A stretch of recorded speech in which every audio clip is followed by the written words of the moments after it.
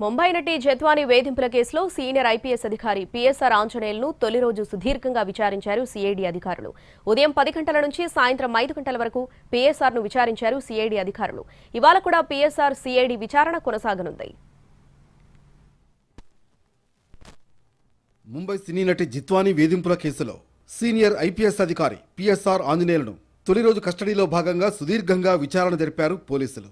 ఉదయం ప్రభుత్వ ఆసుపత్రిలో వైద్య పరీక్షలు నిర్వహించిన తర్వాత నేరుగా సీఐడీ కార్యాలయానికి తీసుకువెళ్లి ప్రశ్నల వర్షం కురిపించారు. పీఎస్ఆర్ హై బీపీతో బాధపడుతూ ఉండడంతో ఆదివారం కస్టడీలోకి తీసుకోవాల్సి ఉన్నప్పటికీ ఆరోగ్య సమస్య దృష్ట్యా సోమవారం కస్టడీకి తీసుకున్నారు.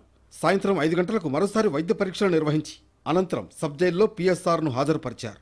జిత్వానిపై కేసు నమోదుకు ఎవరు ఆదేశాలిచ్చారు అనే విషయం మీద ప్రధానంగా పీఎస్ఆర్ ఆంజనేయులను సీఐడీ అధికారులు ప్రశ్నించారు. జిత్వాని తల్లిదండ్రులను, సోదరుడిని ముంబై నుంచి తీసుకురావాలని ఐపీఎస్ విశాల్ గున్నీకి మౌఖిక ఆదేశాలు మీరే ఇచ్చారు కదా అని కూడా పీఎస్ఆర్ను ప్రశ్నించారు.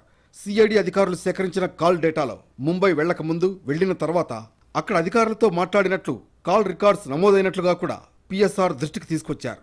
అయితే తనకు సంబంధం లేకున్నా కేసు నమోదు చేశారని అధికారులతో పీఎస్ఆర్ అన్నట్లు సమాచారం.